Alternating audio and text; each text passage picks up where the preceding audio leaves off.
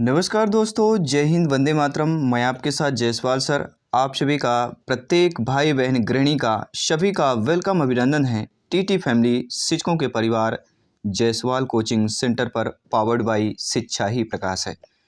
साथियों, बात करेंगे बाल विकास प्रैक्टिस पेपर की, बात करेंगे child development and pedagogy CDP के प्रैक्टिस पेपर नंबर 26 की बात करेंगे बाई जायसवाल सर। जी हाँ, ये बाल विकास प्रैक्टिस पेपर आपके जिस तरह से एग्जाम पर प्रश्न पूछे जा रहे हैं, आपके अधिगम से संबंधित, सिद्धांत से संबंधित, यानी डायरेक्टली आपके सिद्धांत नहीं पूछे जा रहे हैं, ठीक है, बनाकर प्रश्न पूछे जा रहे हैं। तो इसी प्रकार से आपके प्रैक्टिस पेपर तैयार किया गया है। और इसके पहले प्रैक्टिस पेपर 25 प्रैक्टिस पेपर आपके बाल विकास ईवीएस के कंप्लीट कर चुके हैं। लगभग 100 प्रैक्टिस पेपर जो है जल्दी हम सभी सब्जेक्ट को मिला के कंप्लीट करने जा रहे हैं। और जिन्होंने ये प्रैक्टिस पेपर अटेंड किया होगा, वादा करता हूँ 110 से नीचे अंक आपके स्कोर आ ही नहीं सकते हैं। जी हाँ, चलिए शुरुआत करते हैं। आज के प्रैक्टिस पेपर के 30 महत्वपूर्ण रहेंगे। जिस प्रकार से आपके एग्जाम पर प्रश्न पूछे जा रहे हैं, उन्हीं के अकॉर्डिंग यह प्रैक्टिस पेपर तैयार किया गया है, मॉडल पेपर तैयार किया गया है। आइए जान लेते हैं इन 30 महत्वपूर्ण प्रश्नों में से आप लोगों का फीडबैक कितना मिलता है, आप लोगों का स्कोर कितना है। पहला प्रश्न दिया गया है कि शैक्षिक मनोविज्ञान का मुख्य उद्देश्य क्या होता है। शिक्षण विधि में सुधार करना, बालक का सर्वांगीण विकास, या बालक के सामाजिक स्तर में सुधार, या शिक्षण सामग्री में सुधार। सभी कमेंट कीजिएगा। तो शैक्षिक मनोविज्ञान का जो मुख्य उद्देश्य होता है वह होता है बालक का सर्वांगीण विकास होता है। बी ऑप्शन साथियों सही हो जाएगा। दूसरा प्रश्न क्या दिया गया है, आप लोगों की स्क्रीन पर प्रश्न पूछा जा रहा है। बहुत ही अच्छा बेहतरीन प्रश्न दिया गया है कि शिक्षार्थी को मनोविज्ञान रूप से समझना तथा उसके व्यक्तिगत, शारीरिक, मानसिक तथा व्यक्ति की विशेषताओं को समझना अच्छा गुण है। एक प्रशासक का, शिक्षक का, व्यवस्थापक का या मार्गदर्शक का हो जाएगा। सभी कमेंट कीजिएगा मेरे सभी प्यारे प्यारे भाइयों की, प्यारी प्यारी बहनें, गृहिणी जिनका सपना है गवर्नमेंट टीटी एग्जाम को फतेह करना, टीटी एग्जाम को 101% जो है इस पर सिलेक्शन पाना। सभी कमेंट कीजिएगा। जी हाँ, शिक्षार्थी को जो है मनोवैज्ञानिक रूप से समझना तथा उसके व्यक्तिगत, शारीरिक, मानसिक तथा व्यक्तित्व की विशेषताओं को समझना, ये अच्छा गुण कहला जाता है शिक्षक को। शिक्षक ही होता है जो शिक्षार्थी बालक बालिकाओं के मनोवैज्ञानिक रूप को समझते हैं। उनके व्यक्तिगत, शारीरिक, मानसिक तथा व्यक्तित्व की विशेषताओं को समझना अच्छा गुण होता है, शिक्षक का गुण होता है। बी ऑप्शन साथियों सही हो जाएगा। किसी भी प्रश्न पर डाउट हो, आपका कमेंट, फीडबैक सर्वोपरि है, शर्मान है। जी हाँ, तीसरा प्रश्न आप लोगों के स्क्रीन पर है। अभी तक आपके पेपर पे जीन पियाजे जी, वाइगोस्की महोदय जी, थांडाइक से प्रश्न आए हुए हैं। जीन पियाजे से ज़्यादा फर्स्ट और सेकंड पेपर में पूछे गए हैं, और अब्राहम मैस्लो से संबंधित आया है, और आपके एक नया नाम जुड़ गया है टेलर के सिद्धांत से संबंधित। ठीक है, चलिए अगला प्रश्न देख लेते हैं। सीखने का प्रकार जिसमें प्रक्रिया का विवेचन किया जाता है, जिसके द्वारा शिक्षार्थी परिकल्पना या समान सिद्धांत प्रस्तुत करता है तथा अनेक प्रकार की जांच को क्रियान्वित करता है, जिससे यह स्पष्ट होता है कि यह सही है या गलत है, इसे क्या कहा जाएगा। देखिए, प्रश्न पर ही उत्तर दे दिया गया है कि सीखने का प्रकार जिसमें प्रक्रिया का विवेचन किया जाता है। किसमें प्रक्रिया का विवेचन किया जा रहा है, और इसके द्वारा ही बालक बालिका शिक्षार्थी के परिकल्पना तथा समान सिद्धांत प्रस्तुत करता है। अनेक प्रकार की जांच को क्रियान्वित करता है, जिससे यह स्पष्ट होता है। देखिए, अनेक प्रकार की जांच को भी क्रियान्वित कर रहा है, और यह परिकल्पना तथा समान सिद्धांत प्रस्तुत कर रहा है, और प्रक्रिया का विवेचन भी किया जा रहा है। तो ये कौन सा हो जाएगा, निगमन अधिगम। आपके निगमन अधिगम की बात करेंगे, पहला ऑप्शन सही हो जाएगा। और पिछले पेपर में आपको पता है अधिगम से संबंधित 3 से 4 प्रश्न पूछे गए थे। ठीक है, तो ये टॉपिक बहुत ही इंपॉर्टेंट है। अगला प्रश्न आप लोगों के स्क्रीन पर है। सीखने की प्रक्रिया के 4 चरण कौन कौन से होते हैं, सभी कमेंट कीजिएगा। क्रिया, उद्देश्य, बाधा, प्रेरणा, प्रेरणा, बाधा, अनुगमन, लक्ष्य, लाभ, हेतु, क्रिया एवं अनुगमन, या उद्देश्य, क्रिया, मूल्यांकन, अनुगमन। देखिए, जब भी सीखने की क्रिया के 4 चरण अगर पूछे जाएं, तो पहला उद्देश्य याद रखिएगा, और अंतिम अनुगमन है। ठीक है, उद्देश्य, क्रिया, मूल्यांकन तीसरे में, इसके बाद फिर आपका अनुगमन आता है। ये सीखने की प्रक्रिया के 4 चरण होता है। पहला आपका उद्देश्य होना चाहिए। आपका उद्देश्य टीटी एग्जाम को क्रैक करना, सिलेक्शन पाना, शिक्षक बनना। फिर उस पर आप लोग क्रिया करेंगे। ठीक है भाई, उद्देश्य होगा, उस पर उद्देश्य के अकॉर्डिंग आप क्रिया करेंगे, और क्रिया करने के बाद फिर मूल्यांकन होगा, इसके बाद फिर उस पर अनुगमन किया जाएगा। डी ऑप्शन यहाँ पर सही हो जाएगा। अपने ही से सोचिए, अगर हम ऐसा करेंगे तो क्या हमें रिजल्ट मिलेगा, क्या फार्मूला हमें लगाना पड़ेगा। बहुत ही आसान हो जाएगा क्वेश्चन का आंसर करना। अगला प्रश्न है, व्यवहारवादी के अनुसार सीखना परिवर्तन का प्रत्युत्तर है। आपके व्यवहार के रूप में, प्रकृति के रूप में, स्तर के रूप में, लक्ष्य के रूप में। प्रश्न पर ये भी प्रश्न पर ही उत्तर दिया गया है। व्यवहारवादियों के अनुसार दे दिया गया है कि सीखना परिवर्तन का प्रत्युत्तर है, व्यवहार के रूप में होगा, क्योंकि व्यवहारवादियों के अनुसार है तो व्यवहार के रूप में ही बातें करेंगे। तो सीखना परिवर्तन प्रत्युत्तर है किसका? व्यवहार के रूप में है। पहला ऑप्शन यहाँ पर सही हो जाएगा। अगला प्रश्न है, सभी कमेंट कीजिएगा, सारे प्रैक्टिस पेपर अटेंड कर लीजिएगा। अगर एग्जाम में 2-4 दिन है आपके पास तो प्रैक्टिस पेपर ऑलरेडी जितना हो सके आप लोग अटेंड कीजिए, क्योंकि आप लोगों से फीडबैक मिल रहा है कि सर आपके जितने प्रैक्टिस पेपर है 70 से 75 प्रश्न जो है उसी टाइप के प्रश्न आपके एग्जाम पर जो है पूछे जा रहे हैं। तो बहुत अच्छा है, आप लोगों को हेल्प मिल पा रही है और हम हेल्प करने में आपकी मदद कर पा रहे हैं। ठीक है, चलिए अगला प्रश्न है, विकास की किशोरावस्था का जो स्तर कहलाता है, सभी जानते हैं, बहुत ही आसान सा प्रश्न है। 12 से 19 आए या 12 से 18 आए, ठीक है, ये ध्यान दीजिएगा, या 11 से 18 आ जाए, तो ये ध्यान दीजिएगा। तो विकास की किशोरावस्था का स्तर 12 से 19 हो जाएगा, 12 से 18 होता है, 11 से 17 भी दे दिया जाएगा। ठीक है, तो ये आपको समझ लेना है, ऑप्शन के अकॉर्डिंग कलेक्ट कर लेना है।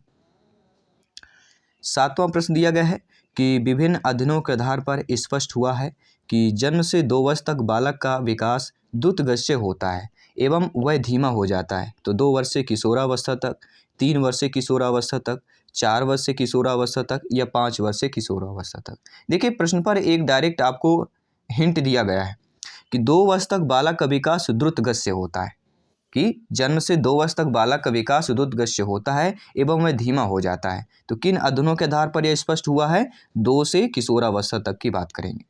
ठीक है, पहला ऑप्शन यहाँ पर सही हो जाएगा, क्योंकि किशोरावस्था सभी में दिया गया है और प्रश्न पर ही उत्तर दे दिया गया है कि 2 वर्ष तक बालक का विकास द्रुत गति से होता है, तो 2 वर्ष से फिर किशोरावस्था तक की बात करेंगे। ठीक है, चलिए अगला प्रश्न देख लेते हैं। 8वां प्रश्न आप लोगों के स्क्रीन पर है। ब्रिज के अनुसार 3 वर्ष का शिशु खुश होता है, गुस्सा करता है, यह संवेगात्मक व्यवहार है, सामाजिक व्यवहार है, समान व्यवहार है, आक्रामक व्यवहार है। आप मान लीजिए आप शिक्षक हैं, अध्यापक अध्यापिका हैं, कक्षा में पढ़ा रहे हैं और ब्रिज के कथन के अनुसार 3 वर्ष का शिशु बच्चा खुश भी होता है और गुस्सा भी करता है, तो ये किस प्रकार का व्यवहार उसका हो जाएगा? यह संवेगात्मक व्यवहार हो जाएगा। किसके अकॉर्डिंग? ब्रिज के अकॉर्डिंग। पहला ऑप्शन सही हो जाएगा। अगला प्रश्न दिया गया साथियों कि सांस्कृतिक परिदृश्य एवं सामाजिक विकास के कारण तनाव हो सकता है, बच्चों का, किशोरों का, प्रौढ़ों का या लड़कियों का हो सकता है। देखिए प्रश्न पर यह दिया गया है सांस्कृतिक परिदृश्य, जी हाँ, सांस्कृतिक परिदृश्य दिया गया है और सामाजिक विकास के कारण। तो सांस्कृतिक परिदृश्य और सामाजिक विकास के कारण जो तनाव हो सकता है वह किशोरों का ही हो सकता है। ठीक है, बी ऑप्शन यहाँ पर सही हो जाएगा। अगला प्रश्न दिया गया है कि शीघ्रतम शारीरिक एवं मानसिक परिवर्तन के कारण किशोर व्यक्तित्व को कहा जाता है, तूफान का काल, कठिनाई वाला काल, अत्यधिक चुनौतीपूर्ण काल, सामान्य काल।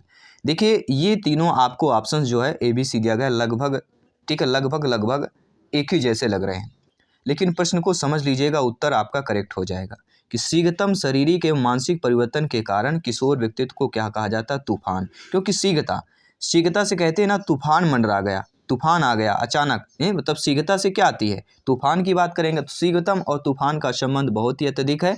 तो शीघ्रतम, अत्यधिक एवं मानसिक परिवर्तन के कारण किशोर व्यक्ति को क्या कहा जाता है? तूफान का काल किशोरावस्था को कहा जाता है। जी हाँ, अगला प्रश्न, किशोर मस्तिष्क मानसिक संघर्ष से भरा रहता है, परिणाम स्वरूप वह ग्रस्त है, सामाजिक संघर्ष से, सांस्कृतिक संघर्ष से, मानसिक संघर्ष से हतोत्साहित हो जाता है। देखिए इसी टाइप के प्रश्न पूछे जा रहे हैं, घुमा फिरा के प्रश्न पूछा जा रहा है, डायरेक्टली नहीं पूछा जा रहा है। ठीक है, तो किशोर मस्तिष्क मानसिक संघर्ष से भरा रहता है, परिणाम स्वरूप वह किससे ग्रस्त होगा? तो मानसिक संघर्ष से ग्रसित होगा, क्योंकि आपके प्रश्न पर ही उत्तर दे दिया गया है कि किशोर जो है मस्तिष्क मानसिक संघर्ष से भरा है, तो मानसिक संघर्ष से भरा रहता है, परिणाम स्वरूप किससे ग्रस्त होगा? मानसिक संघर्ष से ही ग्रस्त होगा। ठीक है, तो प्रश्न पर उत्तर दिया गया है। अब क्या है, कभी कभी हम क्या है, दूसरा जब प्रश्न हमारा गलत हो जाता है तो आने वाले प्रश्न भी धीरे धीरे गलत हो जाते हैं। तो कोशिश ये कीजिए, अगर उलझन वाला प्रश्न है तो छोड़ दीजिए, अगला प्रश्न कीजिए, क्योंकि अगला प्रश्न भी आपका टाइम भी बर्बाद होता है और अगला प्रश्न भी आपका बर्बाद हो जाता है। ठीक है, गलत हो जाता है और फिर धीरे धीरे आपका माइंड अपसेट होता जाता है, सारे प्रश्न बनते हुए भी गलत हो जाते हैं। ठीक है, जब भी टाइम मिले बाद में आपका टाइम मिलता है तो उन सारे प्रश्नों को अटेंड कर लीजिएगा। किशोरावस्था खुशी रहित समय क्यों कहा जाता है? तो किशोरावस्था खुशी रहित जो समय किस लिए कहा था, सभी कमेंट कीजिएगा। क्योंकि आप जानते हैं किशोरों की आवश्यकता भिन्न होती है, कोई यहाँ पे निश्चित नहीं है उनकी आवश्यकताएँ। शारीरिक परिवर्तन से उन्हें नए अनुभव तथा नई आवश्यकता महसूस होती है। शरीर परिवर्तन से उन्हें, जी हाँ बिल्कुल, किशोर महसूस करते हैं कि लोग उन्हें नकार रहे हैं, ये भी हो सकता है। तो उपरोक्त सभी ऑप्शन जो है किशोरावस्था या में जो है खुशी रहित समय को कहा जा देगा। तो उपरोक्त सभी डी ऑप्शन सही हो जाएगा। अगला प्रश्न क्या दिया गया है कि मार्ग निर्देशन व्यक्ति को विकसित करने में सहायता करता है। देखिए मार्ग जो निर्देशन होता है ये व्यक्ति को विकसित करने में किसमें सहायता देता है? तो सभी जानते हैं क्षमताएं में यह सहायता देता है। अगर आपको निर्देशन करने वाला कोई व्यक्ति मिल जाएगा तो आपकी क्षमताएं अपने आप विकसित हो जाती हैं। ठीक है, तो क्षमताएं की बात करेंगे, पहला ऑप्शन सही हो जाएगा। विद्यार्थियों को जानने हेतु निर्देशक का दायित्व है कि वह विद्यार्थी को सहायता करे, जीवन लक्ष्य के आदर्श बताए, समर्पण तथा विश्वास, सृजनात्मक कार्य में रुचि या उपरोक्त सभी की बात करेंगे। तो विद्यार्थियों को जानने हेतु निर्देशक का दायित्व है कि वह विद्यार्थियों को क्या सहायता करे, उसके जीवन लक्ष्य को आदर्श बताए, समर्पण तथा विश्वास में भी सहायता करे और सृजनात्मक कार्य में भी, रुचि में भी सहायता करे। तो उपरोक्त सभी यहाँ पे डी ऑप्शन सही हो जाएगा। अगला प्रश्न दिया गया है कि किशोरावस्था में किस प्रकार के मार्ग निर्देशन की आवश्यकता होती है। देखिए किशोरावस्था जो होता है अत्यधिक तूफान का काल होता है, तनाव भरा काल होता है, समय होता है, अवस्था होती है। तो किशोरावस्था में जो है व्यक्तिगत मार्ग निर्देशन की आवश्यकता होती है, विद्यार्थियों के विभिन्न पक्षों से संबंधित पहलुओं का एकत्रीकरण की आवश्यकता होती है, समस्या के हल की आवश्यकता होती है। तो उपरोक्त सभी जो डी ऑप्शन दिया गया है वह हमारा सही हो जाएगा। अगला प्रश्न दिया गया कि एक मानसिक रूप से स्वस्थ व्यक्ति सक्षम है, आसानी से समायोजित होता है, संतुष्टप्रद रूप से सहयोग होता है, हमेशा खुश रहने की कोशिश करता है या उपरोक्त सभी। जी हाँ मेरे सभी प्यारे प्यारे मित्र, मेरे ब्रदर्स, टीचर्स, भाई बहन, गृहिणी सभी कमेंट कीजिएगा। जी हाँ सिलेक्शन यहाँ पर सर्वोपरि है, आपका प्रत्येक कमेंट फीडबैक सर्वोपरि है, ईश्वर मान्य है। जी हाँ सभी मित्रों को जय हिंद, वंदे मातरम, इंकलाब जिंदाबाद। एग्जाम को फतेह करना है साथियों, प्रत्येक का कमेंट सर्वोपरि है। अब 15 प्रश्न कंप्लीट कर चुके हैं, 15 प्रश्न और करने जा रहे हैं। एक मानसिक रूप से स्वस्थ व्यक्ति सक्षम होता है, आसानी से समायोजित होता है। एक अगर आपका देखिए मानसिक रूप अगर स्वस्थ है, मानसिक तनाव से बिल्कुल नहीं बेफिक्र मन के हैं, तो मानसिक रूप से जो व्यक्ति स्वस्थ होता है वह आसानी से समायोजित हो जाता है हर जगह, संतुष्टप्रद रूप से वह सहयोग भी देता है और हमेशा खुश रहने की कोशिश करता है। तो ये सभी ऑप्शन जो है मानसिक रूप से स्वस्थ व्यक्ति में सक्षम पाए जाते हैं, डी ऑप्शन सही हो जाएगा। इसलिए मानसिक रूप से हमेशा स्वस्थ बने रहिए। मनोवैज्ञानिकों के अनुसार दुश्चिंता के समय व्यक्ति का लगाव बढ़ जाता है, घट जाता है, शून्य हो जाता है, कभी घटता है, कभी बढ़ता है। तो मनोवैज्ञानिकों का मानना है, इनका क्या मानना है कि दुश्चिंता के समय व्यक्ति का जो लगाव होता है वह बढ़ जाता है। पहला ऑप्शन सही हो जाए। अगर इस प्रश्न पर किसी का भी डाउट हो आप लोग कमेंट कर सकते हैं, फीडबैक कर सकते हैं। संप्रेषण की प्रकृति क्या होती है? सूचनाएं प्रदान करने की प्रक्रिया, कक्षा कक्ष विचार विमर्श, दत्तकार करना, नोट्स लेना। तो संप्रेषण की जो प्रकृति क्या होती है? तो संप्रेषण की जो प्रकृति होती है वह सभी जानते हैं, सूचनाएं प्रदान करने की प्रक्रिया होती है। देखिए आप लोगों के कमेंट्स होते हैं जो हमें ठीक है कम्युनिटी पोस्ट में क्वेश्चन करते हैं, उन क्वेश्चनों के आपके कमेंट होते हैं कि सर इन क्वेश्चनों के आंसर बता दीजिए। तो वो जो क्वेश्चन हम करते हैं ये सारे प्रैक्टिस पेपर के ही करते हैं। अगर आप डेली हमारे प्रैक्टिस पेपर अटेंड कर रहे हैं तो क्वेश्चन भी आप लोग यहीं प्रैक्टिस पेपर से करते हैं। हम कोई अलग प्रश्न आपके कम्युनिटी पोस्ट पर नहीं करते हैं। ठीक है, तो ये आपके प्रैक्टिस पेपर अटेंड कर रहे हैं तो ऑलरेडी वो आपके जितने क्वेश्चन हम करते हैं मोस्ट इंपॉर्टेंट वाले वो आप लोग आसानी से ठीक है आंसर कर पाएंगे। ठीक है, आपको आंसर जानने की ज़रूरत नहीं पड़ेगी। ठीक है, वहाँ इसलिए दिया जाता है, आप लोग वहाँ पे देखिए क्या हम प्रैक्टिस पेपर कर रहे हैं, क्या आप वहाँ पे बन रहा है कि नहीं बन रहा है, जो हम पढ़ा रहे हैं वो आप फिर दोबारा अगर पूछ रहे हैं क्या वो चीज़ें बन रही कि नहीं बन रही, इसलिए वहाँ पे मोस्ट इंपॉर्टेंट क्वेश्चन को पोस्ट करते हैं।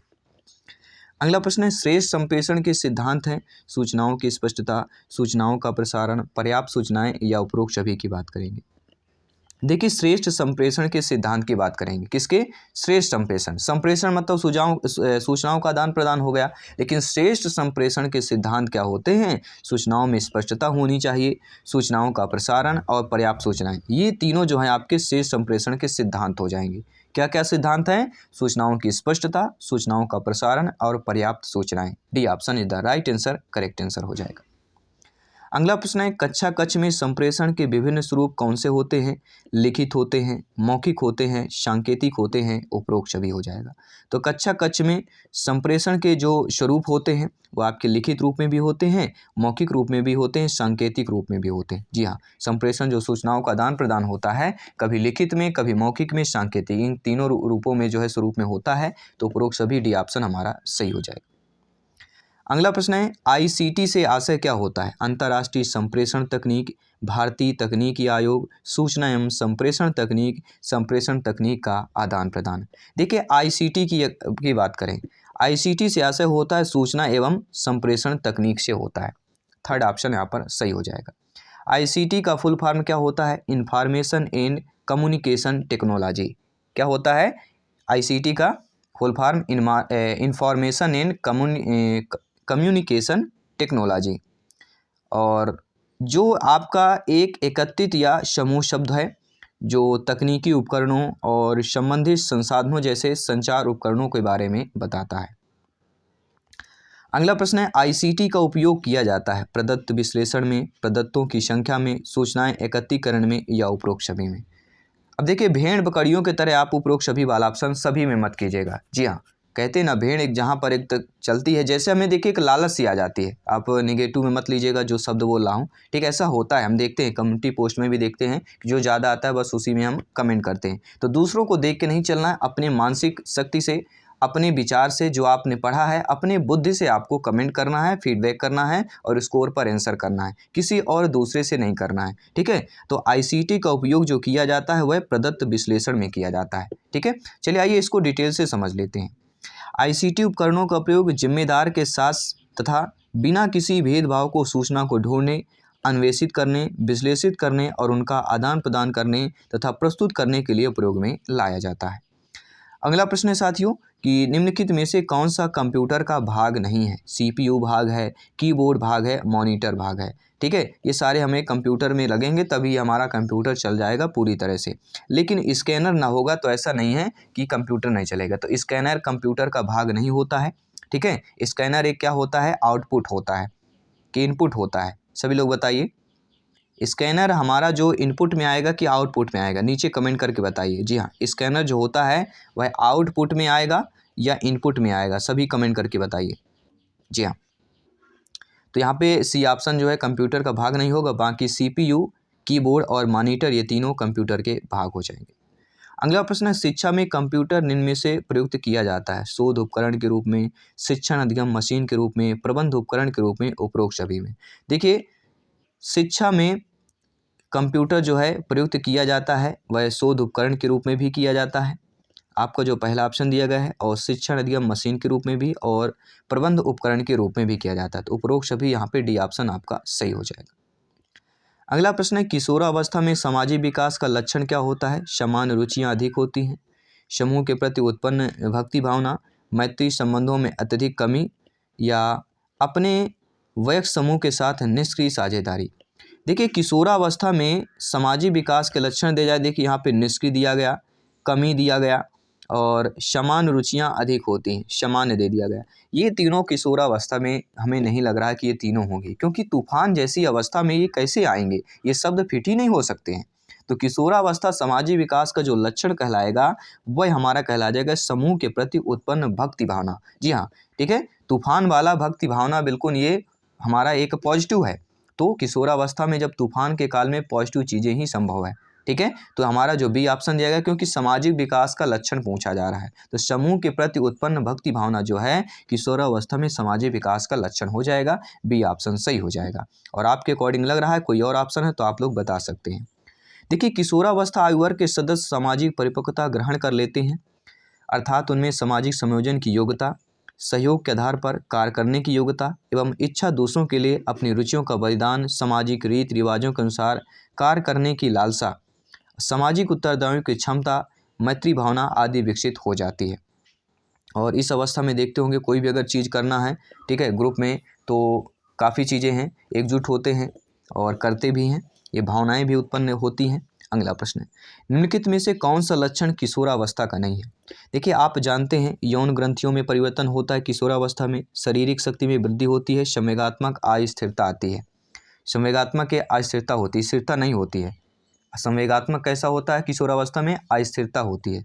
लेकिन संवेगों पर नियंत्रण जो है ये आपका गलत दिया गया है, क्योंकि किशोरावस्था ऐसी अवस्था जिसमें बच्चों में जो है संवेगों पर नियंत्रण नहीं होता है, इसलिए ये आपकी किशोरावस्था की ये लक्षण नहीं होगा। तो पहला ऑप्शन सही हो जाएगा। अगला है, निम्नलिखित में से कौन सी प्रणाली उपागम का भाग नहीं है? देखिए, हार्डवेयर दिया गया है, सॉफ्टवेयर दिया गया है, हार्डवेयर सॉफ्टवेयर दोनों, ना ही हार्डवेयर ना ही सॉफ्टवेयर। देखिए, उपागम का भाग ना ही आपका हार्डवेयर है ना ही आपका सॉफ्टवेयर है। अगला प्रश्न स्क्रीन पर है, हिल्ड-टाबा ने कौन सी युक्त सूचना प्रक्रिया प्रतिमान के लिए सुझाई है? जी हाँ, एक वैज्ञानिका हैं आपके हिल्ड-टाबा, और एक नया नाम जुड़ रहा है, हो सकता है इससे संबंधित प्रश्न आ जाए। तो हिल्ड-टाबा में कौन सी युक्त सूचना प्रक्रिया प्रतिमान के लिए नहीं सुझाई है? तो इन्होंने अवधारणा का निर्माण, दत्त व्याख्या और सिद्धांतों का उपयोग। जी हाँ, हिल्डा-टाबा ने मनोवैज्ञानिका हैं जिन्होंने अवधारणा का निर्माण, दत्त व्याख्या, सिद्धांतों का उपयोग, प्रक्रिया प्रतिमान सुझाया है, लेकिन दत्त संकलन का उन्होंने क्या है, दत्त संकलन को उन्होंने नहीं सुझाया है। तो अकॉर्डिंग टू क्वेश्चन पहला ऑप्शन सही हो जाएगा। इनके बारे में जान लेते हैं थोड़ा सा, एग्जाम पे आ जाएगा तो आप लोगों को अच्छी होगी, मदद मिल जाएगी कि हिल्डा-टाबा एस्टोनिया में पैदा हुए एक उत्कृष्ट शिक्षक थे। शैक्षिक पाठ्यक्रम के नियोजन के आसपास उनके काम ने महत्वपूर्ण प्रगति को निहित किया। शैक्षिक प्रक्रियाओं के लिए टाबा का दृष्टिकोण क्रांतिकारी था। उनकी जांच पिछले दृष्टिकोण में पर्याप्त बदलाव का संकेत दिया और व्यवहारवादी दृष्टिकोण से मानवतावाद तक साथ ही इस शिक्षक ने माना कि शैक्षिक मॉडल सांस्कृतिक के साथ साथ सामाजिक आवश्यकताओं से शुरू होने चाहिए। यह पंडित उनके मॉडल के साथ अभिनव था, जो कि विभिन्न समूहों के एकीकरण पर केंद्रित था, सामाजिक परिस्थितियों के परिणाम स्वरूप जो कि पश्चात काल में उत्पन्न हुई। तो ज़्यादा कुछ नहीं है जानकारी इनके बारे में, थोड़ा बहुत ही पूछा जाएगा जो हट के पूछा जा रहा है आपके एग्जाम पर। एक प्रश्न जरूर कोई ऐसा सिद्धांत जो हट के आता है। सूचना एवं संप्रेषण तकनीक से तात्पर्य क्या होता है? तो आप सभी लोग जानते हैं, सूचना एवं जो संप्रेषण तकनीक से तात्पर्य केवल सूचना संप्रेषित करना, सूचना भेजने एवं इलेक्ट्रॉनिक युक्तियों का उपयोग करना, सूचनाएं एकत्रित करना, ज्ञान और दक्षता अर्जित करना। तो सूचना एवं संप्रेषण तकनीक से तात्पर्य जो होता है वह सूचना को भेजने में इलेक्ट्रॉनिक युक्तियों का उपयोग करना, भी ऑप्शन सही हो जाएगा। और इस अभ्यास प्रश्न मॉडल पेपर प्रैक्टिस पेपर का 30वां प्रश्न है कि किशोरावस्था में इनमें से कौन सा लक्षण स्पष्ट दिखाई नहीं देता है?